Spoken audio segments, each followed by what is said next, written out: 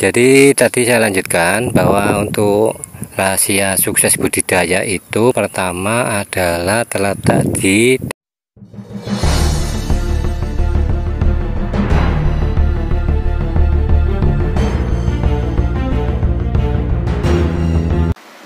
Assalamualaikum warahmatullahi wabarakatuh.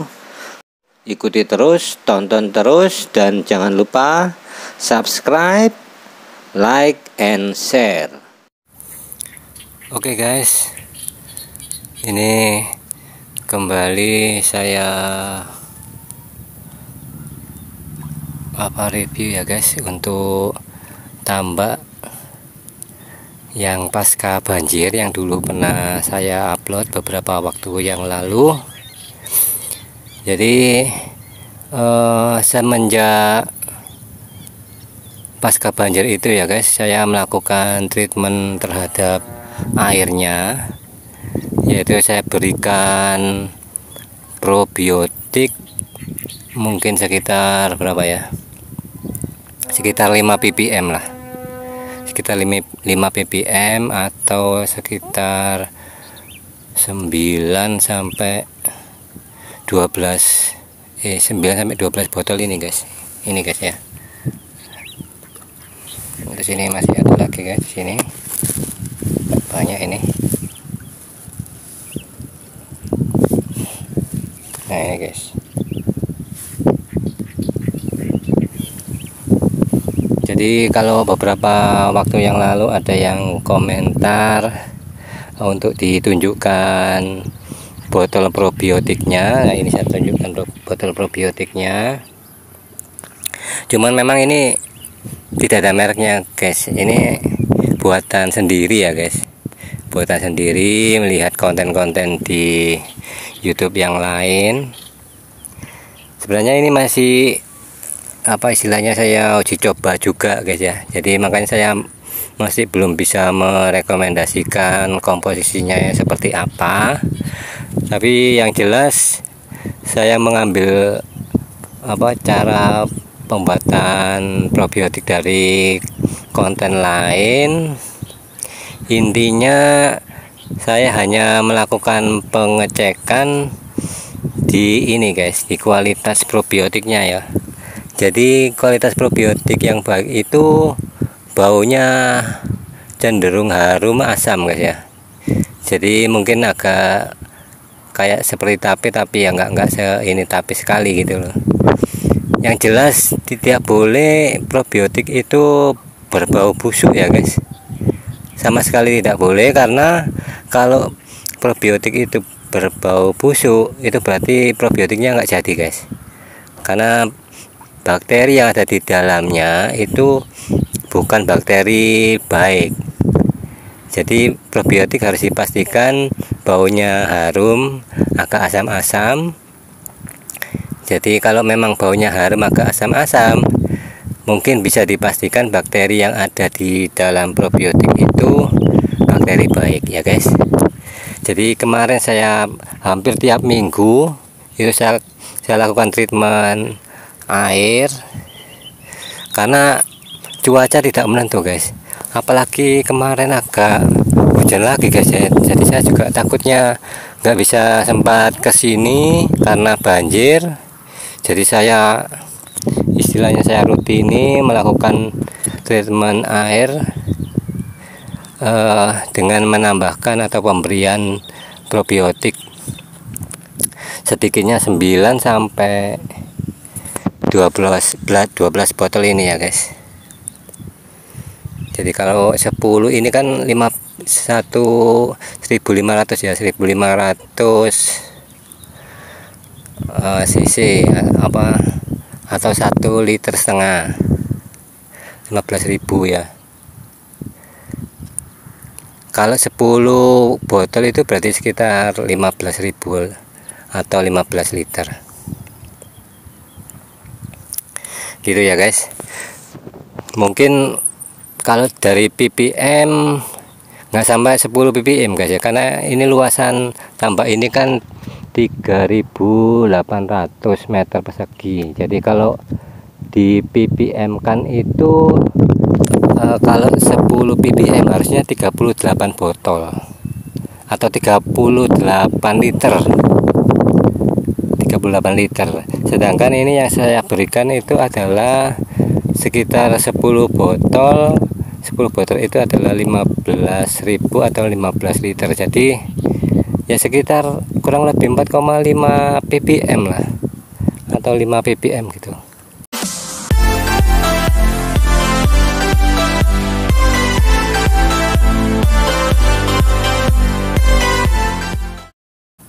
Sebenarnya kurang. Jadi kalau saya berpatokan gini guys, pemberian probiotik itu tidak bisa dirumus ppm sebenarnya guys ya, kalau saya pribadi ya. Jadi kalau saya pribadi merekomendasikan pemberian probiotik itu tergantung dari kondisi air guys. Jadi kalau kondisi airnya itu apa ya, kayak butek gitu loh guys, tidak ada hijau-hijaunya, juga tidak jernih, ya itu pemberian probiotik wajib ya guys. Ini di situ juga ada masih mengguyur air di situ ya. Ini kan memang karena ada hutan ya guys, ada hujan. Jadi kalau ada air yang ke sini itu masuk ke sini guys. Jadi menambahkan air di sini. Harapannya sih memang biar enggak apa, airnya enggak kering gitu loh. Karena dulu itu pernah istilahnya kekurangan air ya guys, kalau tidak saya tambahkan dari lahan di sekitar sini. Tapi sekarang curah hujannya menjadi lain, menjadi agak banyak, jadi kecenderungannya itu banjir sekarang guys. Oke guys, jadi kembali ke probiotik ya guys ya. Jadi pemberian probiotik itu kalau saya itu melihat kondisi air. Kondisi air itu mencerminkan dasar dari tambak guys. Sebenarnya rahasia sukses budidaya itu enggak sulit-sulit amat ya guys, tapi tidak juga mudah banget gitu, enggak. Jadi memang ada ilmunya lah ya. Saya tidak merasa di sini menggurui siapapun ya guys, saya berdasarkan pengalaman yang saya lakukan selama ini. Memang dulu tambak ini itu ada penjaga tambaknya guys, dan itu selama saya ini kan saya sewa ya guys ya, selama saya sewa itu saya percayakan kepada penjaga tambak. Cuman hasilnya sepertinya ya apa ya, standar biasa gitu guys. Jadi kalau saya bilang sih belum maksimal. Terus karena penjaga tambak itu apa, sudah meninggal, sehingga ini harus saya jaga sendiri guys. Sebenarnya ada saja ya guys ya, kalau mau cari penjaga tambak yang lain itu ada saja. Ini sengaja saya pegang sendiri, sekaligus saya ingin belajar juga gitu guys. Makanya dalam 2 tahun ini saya amati, saya pelajari. Jadi harapannya saya bisa memahami secara benar-benar ya guys. Jadi pengelolaan itu harapannya bisa maksimal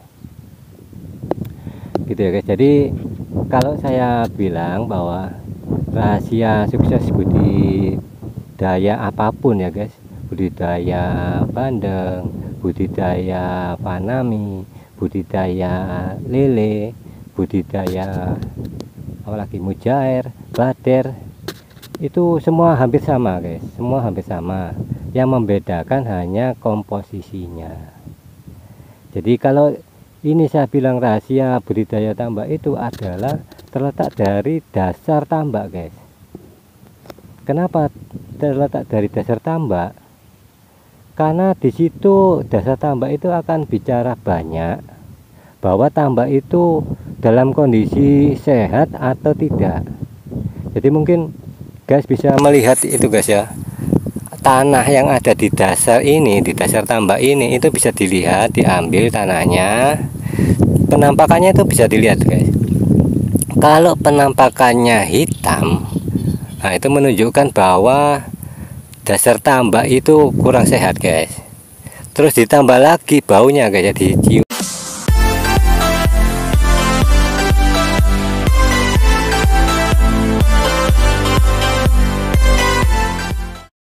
Baunya kalau busuk jelas-jelas itu tidak sehat gitu guys ya.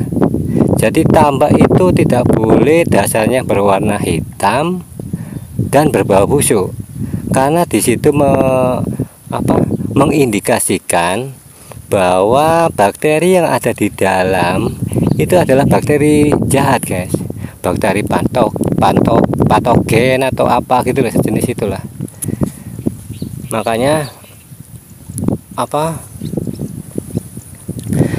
saya kasih probiotik itu supaya dasarnya itu menjadi sehat.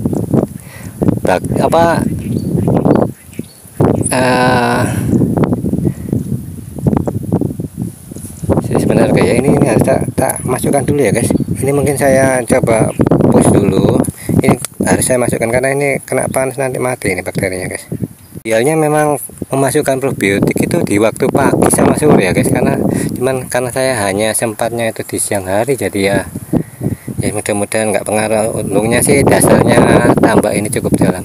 Ini saya pause dulu ya guys ya, nanti saya lanjut setelah yang ini masuk. Kalau ini sih nggak masalah karena kan tertutup ya, jadi agak nggak kena sinar matahari. Kalau yang ini kan minta masukkan dulu.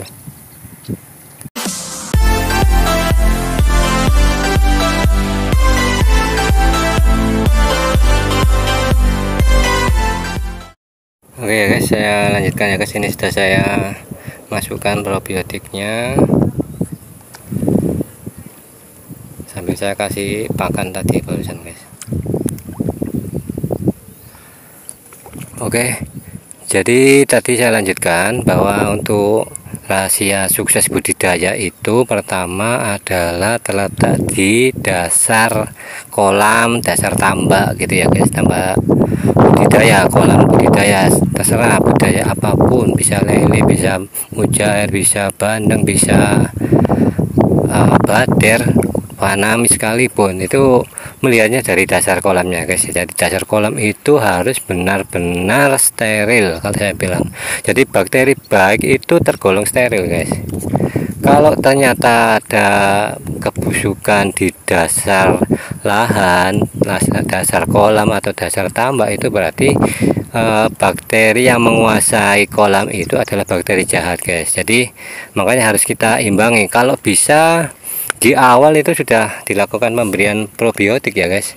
Makanya kalau ditambah intensif itu biasanya dilakukan seperti pengapuran, pengeringan pengapuran dengan CAO.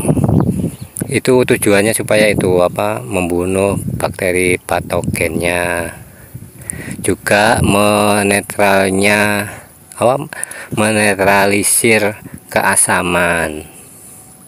Kalau dari saya guys ya, kalau keasaman itu saya rasa itu mengikuti guys ya, memang ada standar keasamannya berapa, DO-nya berapa, itu saya kira mengikuti.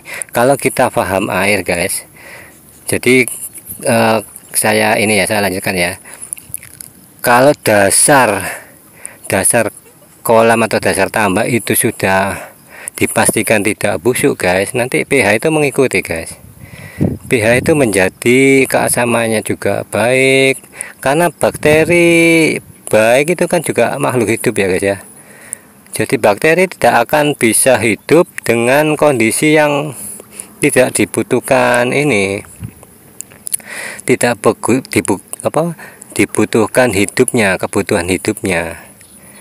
Jadi kebetulan bakteri juga butuh yang dibutuhkan untuk hidup itu, hanya bedanya itu kalau bakteri baik ini memang ini kan jenisnya jenis anaerob ya guys ya. Anaerob itu tidak membutuhkan oksigen, hanya itu saja bedanya. Kalau dari sisi keasaman itu ya, kalau sudah di air itu sama guys.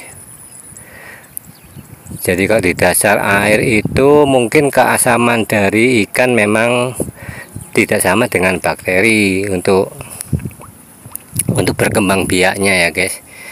Jadi makanya di sini kalau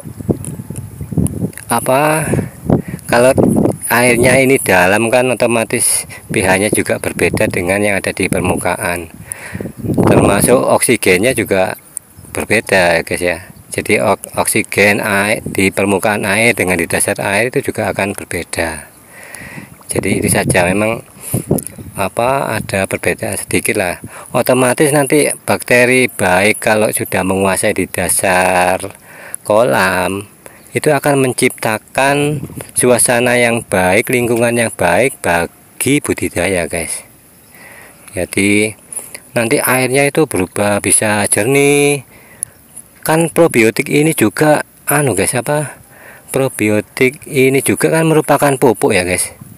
Jadi kalaupun tumbuh planktonnya itu berkualitas guys. Jadi kalau misalnya kita sempat melihat plankton itu di mikroskop, antara plankton yang kita lakukan probiotik dengan tidak itu akan berbeda. Jadi seperti kalau pohon gitu, plankton itu kan tumbuhan air ya guys ya. Jadi kalau pohon gitu, saya umpamakan pohon gitu, daunnya itu lebar-lebar guys kalau dipupuk itu. Jadi harapannya nanti ikan-ikan budidaya yang memakan plankton dari hasil pemberian probiotik secara rutin ini nanti ikut sehat, ikut cepat besar juga, karena yang dimakan planktonnya adalah plankton berkualitas guys. Gitu ya guys. Terus pemberian probiotik ini kan masih bicara rahasia sukses budidaya. Yang pertama adalah di kualitas dasar kolam gitu ya, melihatnya gitu ya guys. Indikasinya itu adalah nanti akan mempengaruhi di kualitas air. Nah, hal-hal yang mempengaruhi dasar tambak atau dasar kolam itu adalah satu tadi probiotik, itu untuk menjaga ya guys, menjaga supaya memastikan bahwa dasar kolam itu menjadi baik, menjadi sehat. Terus yang mempengaruhi lagi kondisi dasar kolam itu adalah pakan juga guys. Jadi gini, kalau probiotik atau bakteri baiknya di dasar kolam ini kurang, di saat kita berikan pakan yang berlebihan itu akan memperburuk dasar tambak atau dasar kolam guys.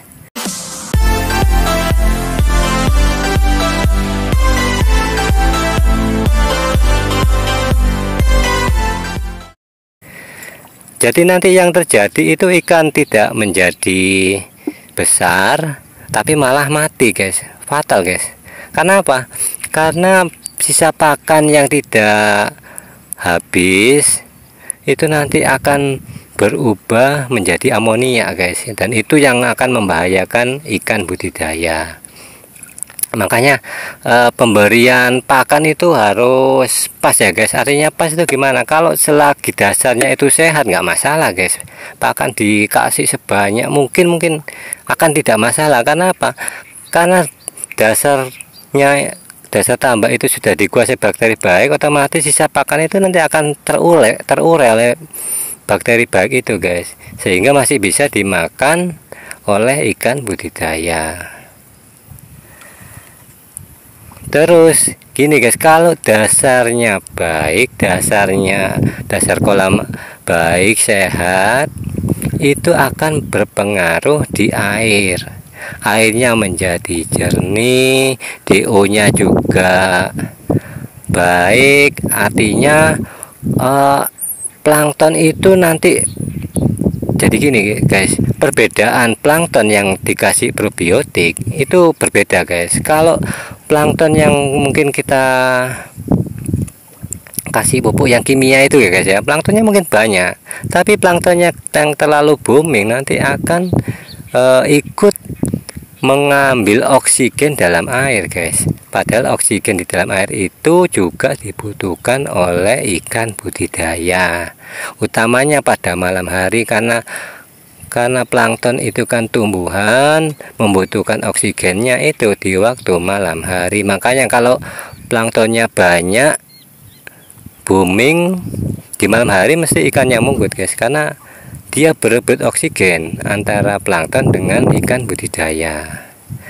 Nah, kalau plankton yang dihasilkan oleh probiotik ini guys, itu beda guys. Jadi planktonnya itu seperti menggumpal.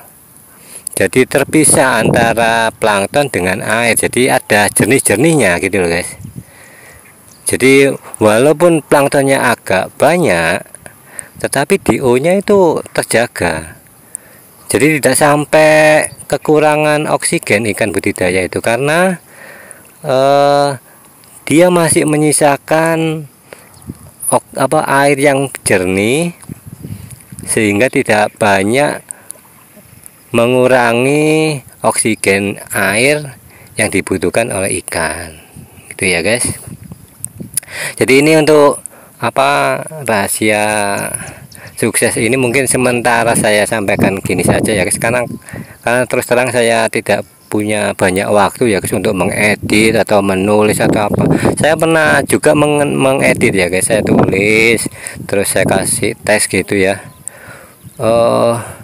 Cuman saya rasa itu juga tidak efektif guys, karena kadang yang mendengarkan, yang melihat juga melakukan screenshot tapi kemudian tidak dibaca. Karena saya sendiri juga sering begitu guys, saya screenshot seolah-olah nanti barangkali dibutuhkan, tapi saya juga nggak pernah baca apa yang saya screenshot gitu loh. Jadi mending saya sampaikan saja, nanti kalau memang lupa ya dilihat lagi gitu saja guys. Kalau perlu ya dicatat lah, nggak apa-apa, saya belajar dulu juga gitu ya guys. Jadi pertama tadi dari medianya ya, medianya itu harus sehat, ditandai dengan dasar kolamnya, airnya itu juga kelihatan. Kalau kita paham air, nanti kita tahu guys, Pak, air itu sehat atau tidak sehat itu bisa bedakan. Terus kalau air tidak sehat guys ya, walaupun guys kasih pakan yang mahal sekalipun, ikan itu nggak nafsu makan gitu loh guys. Jadi ikan harus nafsu makan dulu untuk bisa jadi sehat guys. Nah, supaya ikan itu nafsu makan, DO-nya harus terjaga. Nah, supaya DO-nya terjaga, pemberian probiotik diperlukan supaya bisa mengendalikan pertumbuhan plankton yang ada di media. Itu ceritanya seperti itu ya guys ya. Jadi rahasianya budidaya kolam sukses itu sebenarnya nggak susah-susah amat guys. Walaupun pakai kolam terpal sekalipun, kalau kolam terpal itu kan nanti penyedia oksigennya itu adalah dari aerator, ada yang dari kincir. Kalau tambah intensif kan dari kincir. Lah, pemberian aerator itu asal aeratornya terjaga cukup ya guys, itu ikan makan nggak masalah guys. Kamu kasih pakan sebanyak-banyaknya, ikan makannya lahap. Kenapa? Oksigennya masih terpenuhi. Tapi di saat oksigen tidak terpenuhi, dipengaruhi banyaknya plankton sehingga oksigen terkurangi, terus kemudian aeratornya juga pas-pasan, ya ikan makannya males guys. Jangankan makan, untuk kebutuhan hidup saja oksigennya itu tidak tercukupi, sehingga dia munggut gitu loh. Dia sibuk mencari oksigen. Itu yang pertama ya guys ya. Terus kemudian rahasia sukses budidaya bandeng, faname, bader, mujair, lele, yang kedua itu adalah bibit guys. Bibit. Jadi bibit itu gini guys ya, saya tidak bisa membicarakan bahwa bibit itu yang mahal, itu yang baik atau yang bagaimana, enggak. Jadi kalau misalnya bibit itu ada F1 itu ya memang baik guys. Kenapa kalau saya bilang baik? Pertama dari sisi ini indukannya juga baik kan guys. Indukannya itu biasanya impor kan. Indukannya impor, jadi otomatis itu tidak jauh dari induknya. Induknya itu besar-besar guys kalau impor guys. Kalau yang lokal itu kan sudah turunan kedua, turunan ketiga, jadi tidak, ya sama seperti gini loh guys, ayam Bangkok gitu ya. Ayam Bangkok kalau memang turunannya F1 Bangkok ya otomatis besar-besar, tapi kalau sudah silangan, sudah ya jadinya kecil gitu loh guys. Itu. Jadi bibit yang saya sampaikan di sini adalah bibit yang sesuai, guys. Sesuai dengan salinitas. Terus apa lagi ya? Dengan salinitas lah, salinitas saja sudah cukup. Salinitas air yang ada di tambak atau kolam. Jadi kalau ini kan apa ya guys, kalau tambak ini itu saya di awal itu belum bisa melakukan maksimal guys, karena saya belum melakukan pemberian bibit sudah keburu banjir gitu loh. Cuman gini guys, kalau pengalaman saya di tambak yang satunya ya guys, yang ada di sana, yang kemarin panen 93 kilo itu saya ambil air ini guys. Jadi misalnya Vanami ya, saya mau beli bibit Vanami, itu air ini saya ambil guys, air kolam ini saya ambil. Kemudian saya minta contoh dari benur itu. Jadi ya utamanya yang memang penjualnya itu sudah kenal baik ya guys. Jadi kita minta contoh ya, nggak tahu isinya berapa, 500 atau berapa atau 100.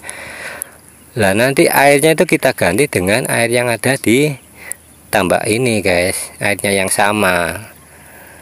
Saya kemarin gitu guys. Jadi airnya saya tukar dengan air kolam itu, terus kemudian saya kasih oksigen lagi, saya bungkus lagi guys. Kalau ternyata itu dia bertahan hidup sampai 1 hari guys, tetesan saya itu lebih dari 8 jam itu minimal. Jadi kalau 8 jam itu dia hidup atau lebih 1 hari, dipastikan sudah cocok airnya guys. Nah kalau sudah cocok, otomatis nanti SR nya, utamanya ini untuk Vanami ya guys, SR nya itu menjadi tinggi gitu loh guys.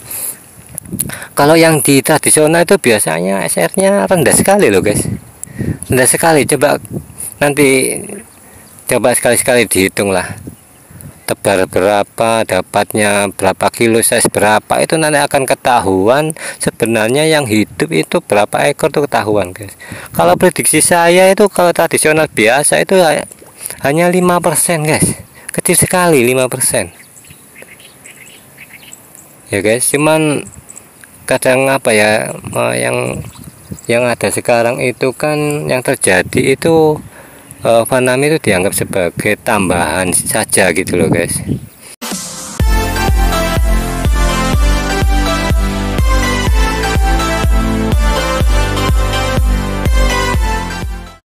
Jadi kalau saya ya walaupun tambahan, tapi saya lebih mengoptimalkan Vanami. Jadi mungkin ke depan ini saya akan Vanamikan dulu gitu loh. Jadi kalau tradisional itu biasanya nggak masalah, ada mujair, ada bandeng. Kalau saya enggak guys, jadi Vanami dulu. Vanami di usia katakanlah 1 bulan baru bandeng boleh masuk. Kalau perlu mujair nggak usah guys, kecuali kalau Vanaminya itu sudah nggak bisa ditambah lagi, nggak tahu karena apa dan lain sebagainya, baru mujair masuk nggak masalah. Tapi kalau masih konsen atau fokus di Vanami ya, kalau saran saya jangan ada mujair dulu gitu, karena mujair tidak ditambah itu tumbuh sendiri guys. Itu jadi untuk memperbesar SR itu saya tadi melakukan itu guys. Jadi saya ambil airnya, saya masukkan bibitnya, saya coba, saya kasih oksigen, saya tutup rapat dalam waktu sehari. Kalau masih hidup berarti salinitasnya sama, insya Allah dipastikan benurnya cocok dengan media yang ada. Dan itu saja. Yang ketiga tadi rahasia sukses budidaya yang ketiga itu adalah menjaga kestabilan air. Sudah itu saja guys, 3 itu saja rahasia sukses budidaya itu, tidak ada yang lain guys. Maksudnya menjaga kestabilan air itu bagaimana ya, kita amati terus guys airnya ya. Memang tidak harus tiap hari lah, mau 3 hari sekali atau berapa hari, airnya nanti akan kelihatan gitu guys, itu bening apa jernih atau enggak, sehat atau enggak, itu akan kelihatan. Terus di diuji dikasih pakan guys. Karena pakan itu gini guys ya, pakan itu harus dilatih guys. Ikan itu tidak bisa langsung tebar banyak nanti sisanya malah banyak, harus dilatih biar ikannya itu terbiasa dulu dengan pakan yang kita berikan. Sama seperti kalau kita pelihara burung itu loh guys. Misalnya burung itu katakanlah awalnya makan apa ya, makan keroto, nah itu kan bisa kita purkan gitu loh guys. Dengan cara apa ya, mungkin pertama ya dikasih keroto dulu, atau dikasih pur tapi di atasnya ada keroto gitu loh guys. Begitu kerotonya habis nanti purnya itu juga ikut termakan. Ya ini juga gitu. Kalau ini kan ya nggak pakai keroto, cuman ya pakannya itu dikasih sedikit dulu, habis ditambah. Kalau habis lagi ditambah lagi, jangan langsung banyak guys. Nah kalau sudah terbiasa makan pakan itu, selebihnya bisa kita atur guys. Mungkin bisa jadi kewalahan guys. Karena apa? Karena ikannya itu berselera sekali gitu. Terutama kalau kita sukses menjaga air, otomatis nafsu makannya menjadi lahap dan ikannya menjadi besar-besar. Ini ikan saya ini tergolong agak besar-besar loh guys. Cuman sayangnya memang apa ya, kan habis banjir ya guys. Jadi saya habis apa istilahnya itu tidak menambahkan lagi, karena waktunya juga sudah tinggal beberapa bulan ya, sekitar 4-5 bulan. Jadi ini kalau terlalu padat pun juga nanti malah nggak bisa besar. Jadi ini kalau feeling saya sih masih banyak ini guys ikannya guys. Jadi ini nggak tahu guys apa yang kemarin, kalau dulu kemarin itu kan saya neneknya itu 1 rean, terus gelondongannya setengah rean gitu loh, gelondongan besar-besar guys. Tapi ini mungkin sudah berubah untuk kerambahan dari yang lain. Terus yang kemarin setelah itu saya coba ini juga apa, saya kasih Faname ya guys, dalam posisi mujairnya sudah besar-besar, badar sudah besar-besar, saya kayak Faname ya, karena saya sebenarnya pengennya itu fokus di Faname, tapi karena awalannya sudah ada banjir jadi saya nggak bisa ngisi Faname, karena kondisi ikannya sudah ada mujair, ada predator lain. Jadi ya saya hanya berspekulasi memberikan Faname kemarin 3 rean guys ya, nggak tahu jadi apa enggak, bismillah taala ya guys. Saya rasa cukup ya guys, mungkin bisa disambung lain waktu, lain kesempatan. Mudah-mudahan tidak jemu ya guys. Mungkin konten saya tidak seperti konten-konten yang lain, ada disertai gambar yang baik, bagus dan lain sebagainya. Saya di sini hanya bermodal ini aja guys, bermodal hanya dengan pengalaman yang saya lakukan, saya sampaikan. Kalau memang itu bermanfaat, monggo bisa diambil, kalau enggak ya enggak usah ya guys ya. Gitu. Jadi yang lihat konten saya inilah, saya istilahnya tuh saya beri kebebasan, mau ngikuti silakan, mau ambil pengalaman saya silakan, terus mau subscribe ya silakan, terserah, bebas.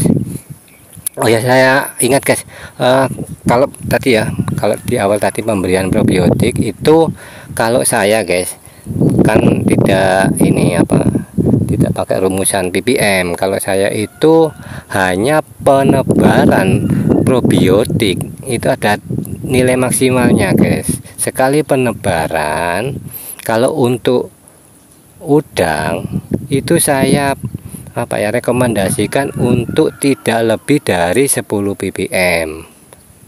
Jadi untuk udang guys ya. Kalau untuk selain udang seperti bandeng dan lain sebagainya, mungkin bisa sampai 20 ppm. Itu saja guys, sekali tebar. Jadi kalau saya tuh 1 hari itu maksimal 2 tebar guys. Jadi pagi dan sore. Pengertian maksimal itu bukan berarti selalu saya berikan 2 kali, enggak. Jadi saya ya kalaupun ngasih bisa sekali ya saya kasih sekali saja. Cuma sekali ngasih tidak boleh, kalau Faname tidak boleh lebih dari 10 ppm, kalau ikan yang lain tidak boleh lebih dari 20 ppm gitu loh guys. Jadi kalau jadi maksimalnya mungkin per hari ya hitungannya ya sampai 40 ppm ya guys, kalau selain Vanami ya. Kalau Vanami mungkin bisa 20 ppm tetapi dalam 2 kali pemberian. Oke, saya kira cukup ya guys. Mohon maaf mungkin kalau kontennya terlalu panjang ya guys. Oke, terima kasih. Kurang lebihnya saya mohon maaf. Assalamualaikum warahmatullahi wabarakatuh. Oke ya guys, saya kira cukup. Sehingga jangan lupa subscribe, like, and share. Wabillahi taufiq wal hidayah. Wassalamualaikum warahmatullahi wabarakatuh.